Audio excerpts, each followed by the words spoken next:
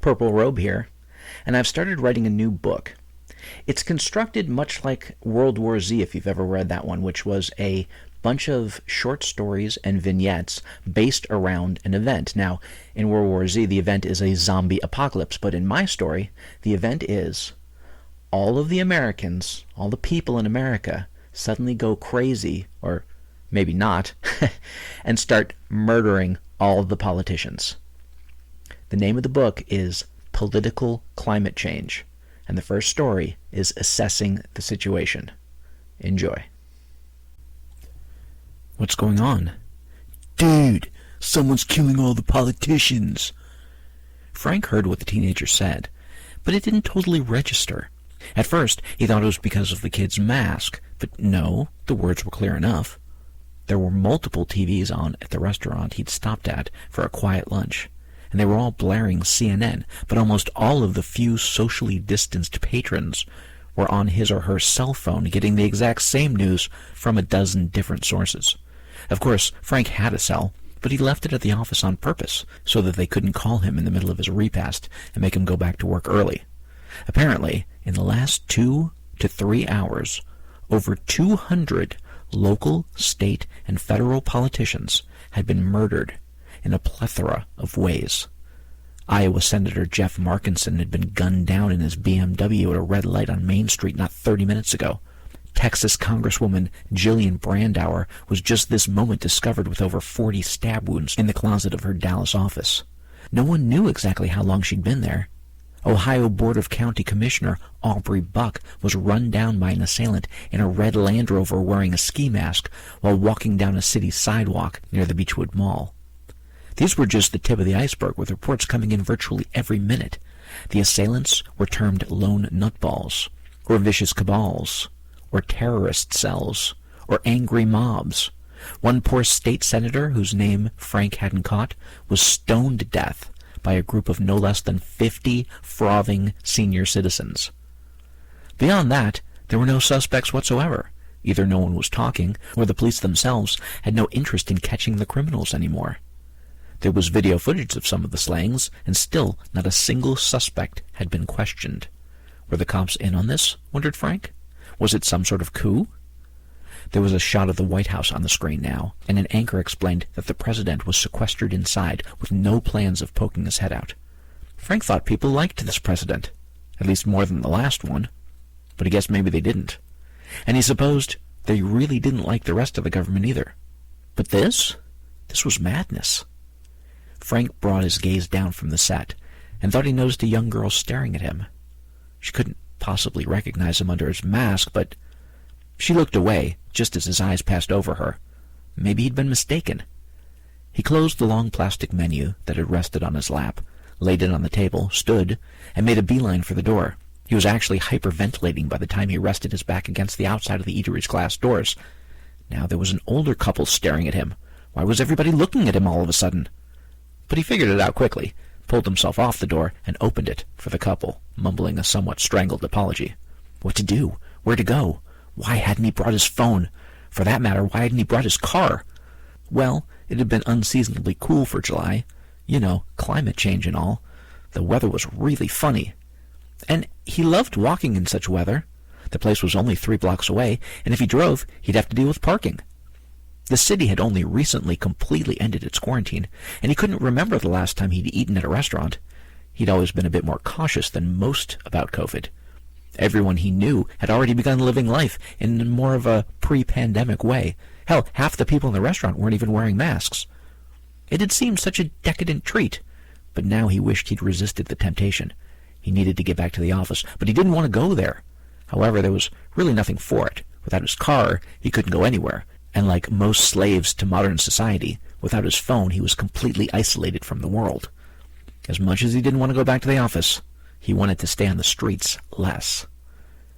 Frank paid no attention to the crisp breeze that ruffled his suit as he briskly walked the 3 blocks back to the Parker building, where he had an office on the 3rd floor. There were very few people on the sidewalk, both on his side and across the street. No one appeared to be on the road. Was it this empty on the way to the restaurant? Frank had been so lost in thought about Clarice that he hadn't noticed. Now she was the furthest thing from his mind. The cafe had been half full, and there were some folks milling about now. One gentleman that Frank judged to be about 50, around his own age, wearing a plaid cardigan and tan slacks, stood gape-mouthed, his eyes wide and transfixed on the tiny screen of his cell phone. Frank passed him by and nearly sprang up the 4 steps to the front double doors of the Parker Building. The first thing he noticed was that Joe Dooley was not at the reception desk. This was not necessarily unusual, as Mr. Dooley was particularly old for a security guard and took fairly regular bathroom breaks. There wasn't that much need for a receptionist, and, truth be told, there normally wasn't much of a need for a security guard either. Mr. Dooley served both purposes, though his receptionist duties were limited to pointing lost folks in the proper direction, as there was a proper girl posted on the 3rd floor. Ellen something or other was her name, and the moment the elevator doors opened, it was obvious that she, too, was missing in action. He hadn't bothered to lock his office door when he took his lunch break. Hadn't even closed it, in fact. There was certainly no threat of theft, and sometimes Blake or his secretary needed to grab a file or a phone number from inside. His assistant's office was just as empty as the lobby and reception, but surely Blake was just at lunch himself, right? It was definitely not standard operating procedure for everyone to take lunch at the same time. Someone needed to man the fort. He'd be sure to mention this at his next staff meeting, if there was a next staff meeting. Frank had always felt a certain sense of pride when contemplating the stencil on his office door. Now there was just unease and a flutter in his stomach. Franklin C. Duchesne, Office of the County Assessor. As the door clicked shut, Frank was hyperventilating again. He attempted to calm himself with comforting words while digging his keys from his desk drawer, top left, in the empty envelope box. Relax, Frank. Who the hell would want to kill you? Well, lots of people, actually. Most folks have no idea what an assessor even does, and fewer even care. But to those who utilize one, it could mean the difference between vast quantities of money, or between owning a choice piece of property, or possibly setting up your business on Skid Row. Even a fair and competent county assessor angers people all the time when he decides a parcel of land's value to be more or less than a citizen hopes or wants. And though Frank was definitely competent, corrupt would probably be a better term to describe him than fair. For he had no qualms about accepting cash donations in return for judging property values either too high or too low if it might benefit his donors. And, of course, for each satisfied patron, there was one, or oftentimes more, dissatisfied constituents. Would one of these cheated souls actually stoop to murder? Even before today, when people weren't actually given a free pass to do the deed, Frank had, at times, worried about such consequences. But now, yeah, Frank, get your keys, get your phone, get your car, maybe pick up Clarice and just drive. A benefit of his dubious practices was that he was flush with cash. He could get comfortably lost until this craziness passed.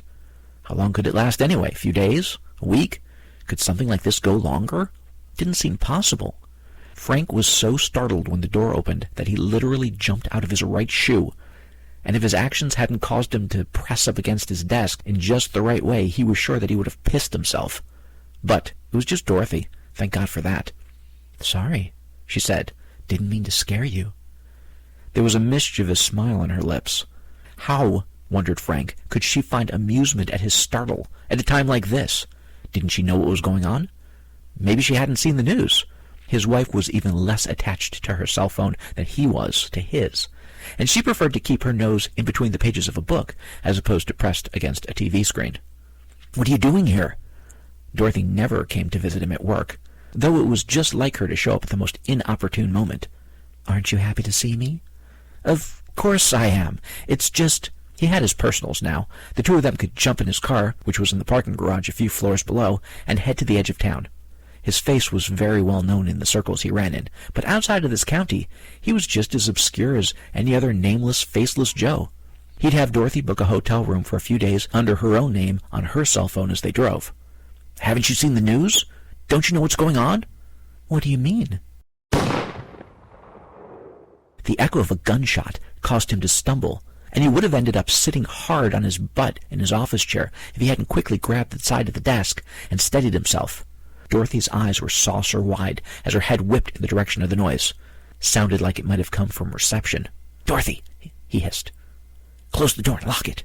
But though she was only 3 feet from the door, and he was stuck behind his desk, She was paying no attention to him, and instead fumbling through her purse.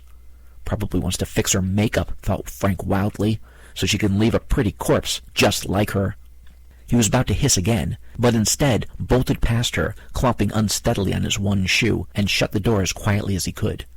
He didn't get a chance to lock it, because another gunshot startled him.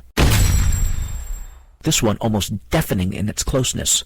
He turned to his wife just as his legs melted to jelly, and he went down with a thud on the office floor, blood pouring from the hole in his ribcage. "Dorothy, what are you doing?" That was what he thought he said. How much of that actually made it through his lips, he wasn't sure. "You think I didn't know about Clarice, you bastard? I've been figuring out a way to do this without getting caught for 4 months now. But when I woke up today and checked the news, it didn't take me long to realize I had the perfect opportunity to finally give you what you deserve. You son of a bitch!" Frank's eyes closed for the last time just as the office door flew open. An older gentleman in an elegant business suit peered in, led by the muzzle of his rifle. He took a moment to assess the situation and let out a harsh, guttural laugh. "Ha ha! Looks like you got the prick before I could. Lucky you." His rifle wasn't aimed at her, but Dorothy's hands went in the air, the Glock still clutched in her right, now pointing toward the ceiling. The man lowered his barrel and smiled. "Guess he cheated on you too, huh? Well, don't worry. I didn't see a thing." He stepped from the room and closed the door on Franklin C. Duchesne, office of the county assessor. That was Assessing the Situation, the first short story from my new book, Political Climate Change. If you enjoyed, please like, share, and subscribe. And remember, when you subscribe, to hit that bell button, or YouTube will not notify you when I put down a new video story. I'm hopefully going to be writing more stories for this book, and I'll put them under that particular playlist. And if you like it, you can check them out. Catch you on the next